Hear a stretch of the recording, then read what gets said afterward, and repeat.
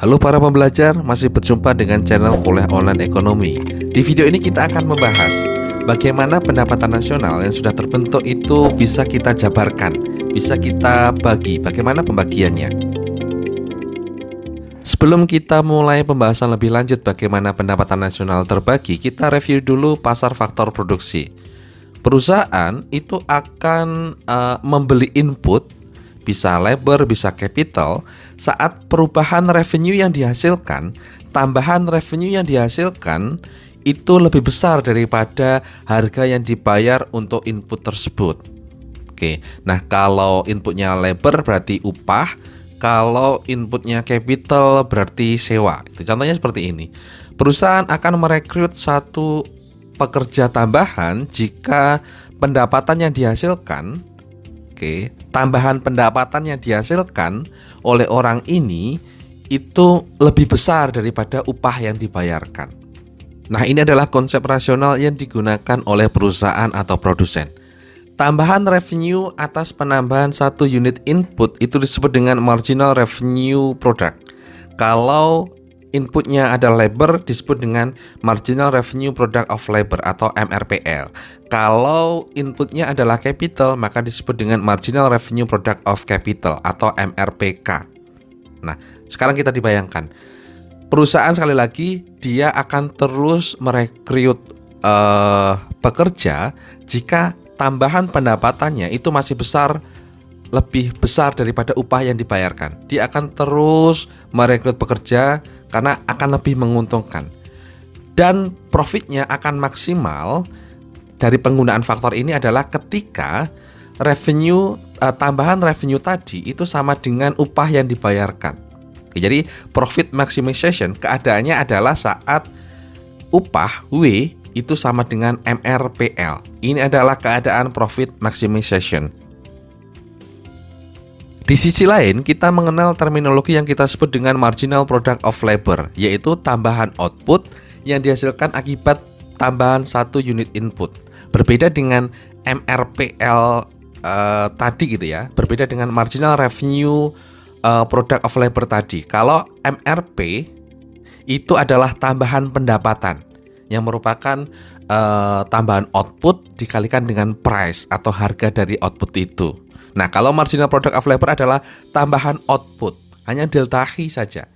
Maka di sini kita memperoleh hubungan bahwa MRPL, marginal revenue product of labor itu sama dengan harga dikalikan dengan marginal product of labor, MPL. Oke. Dan kita tadi sudah membahas bahwa keadaan maksimal unit produksi atau produsen atau perusahaan itu akan melakukan permintaan faktor produksi sampai keadaannya adalah MRPL sama dengan W. MRPL sama dengan wage atau upah. Nah, kita jabarkan P dikalikan MPL sama dengan W, maka MPL, marginal product of labor, ini adalah W dibagi dengan P. Tingkat upah dibagi dengan harga. Nah, tingkat upah dibagi dengan harga ini kita sebut sebagai tingkat upah real atau upah real. Ini adalah kurva permintaan dan penawaran tenaga kerja. Penawaran tenaga kerja ini adalah garis vertikal karena jumlahnya sudah pasti di dalam pasar, sudah ditetapkan. Dan garis yang berwarna biru adalah kurva permintaan tenaga kerja. Dan layaknya kurva permintaan dan penawaran, titik potongnya adalah equilibrium. Jadi ini adalah equilibrium di pasar tenaga kerja.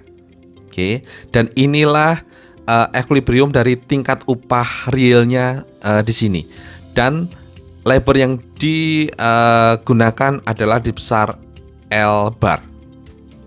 Sebelumnya kita juga sudah membahas bahwa unit produksi itu akan melakukan permintaan tenaga kerja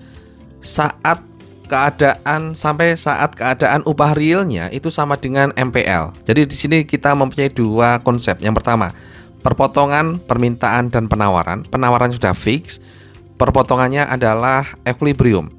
Dan perusahaan akan melakukan permintaan pada keadaan upah real sama dengan MPL. Di sini kita dapat menyimpulkan bahwa sebenarnya kurva permintaan dari pekerja, tenaga kerja, labor demand ini sama dengan kurva marginal product of labor. Jika harga faktor produksi berupa labor adalah upah atau wage atau kita simbolkan sebagai W, maka harga faktor produksi berupa capital adalah sewa atau rent, kita simbolkan sebagai R. Maka dengan kondisi ini, apa yang terjadi di labor tadi yang sebelumnya kita bahas, ini juga berlaku pada capital. Kita tinggal menggantikan W dengan R gitu ya. Semuanya sama, dari kurva permintaan penawaran, dari kurva permintaan itu merupakan MPL, maka kalau di capital kurva permintaan dari capital adalah MPK dan seterusnya. Intinya kita menggantikan wage dengan rent atau R gitu ya. Kita menggantikan labor dengan capital. Nah, sekarang kita ke pokok pembahasan kita, bagaimana pendapatan nasional yang sudah terbentuk itu terbagi. Pendapatan atas barang dan jasa yang dijual itu akan digunakan untuk membayar tenaga kerja, membayar capital gitu ya, berupa rent tadi, serta sisanya merupakan keuntungan dari produsen. Maka kita bisa menuliskan PY, Y di sini adalah output nasional dalam unit ya. Maka kita kalikan dengan harga. PY itu sama dengan WL ditambah RK ditambah dengan P. W ini adalah upah, L adalah jumlah pekerjaan yang digunakan, ditambah R dikalikan dengan K. R adalah tingkat rent atau tingkat sewa, dikalikan dengan K jumlah capitalnya, dan sekali lagi sisanya merupakan profit perusahaan.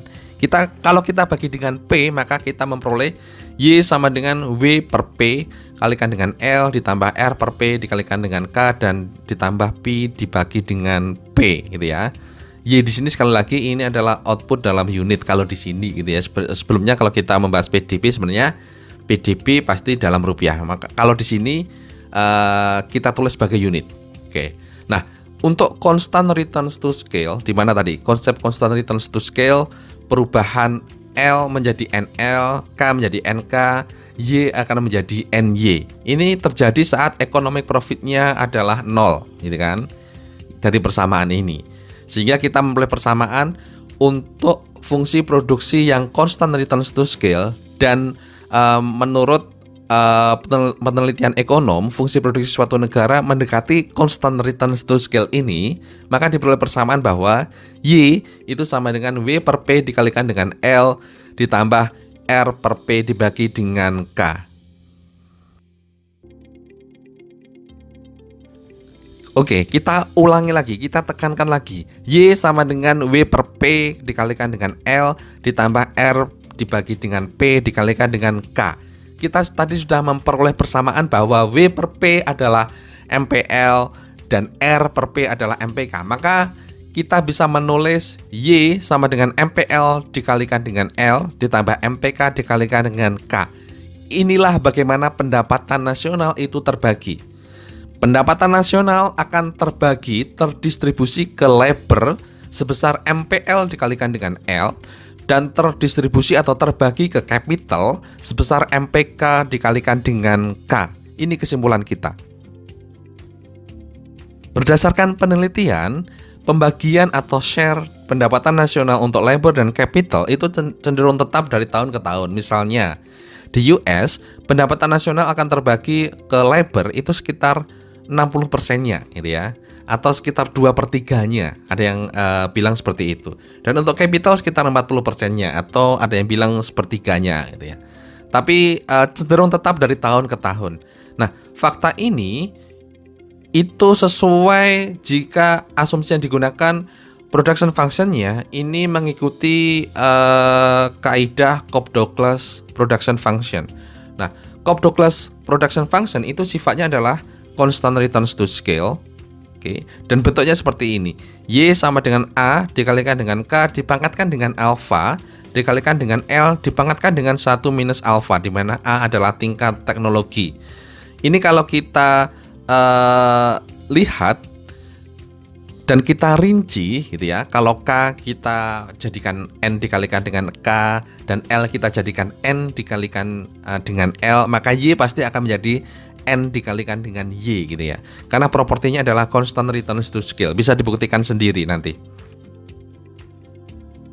Dari persamaan Cobb-Douglas ini, Y sama dengan A dikalikan dengan K pangkatkan alfa dikalikan dengan L pangkatkan 1 minus alfa, maka MPL-nya, marginal product of labor, perubahan output, perubahan Y, delta Y dibagi dengan delta L, delta Y dibagi dengan delta L merupakan turunan pertama fungsi Y terhadap L.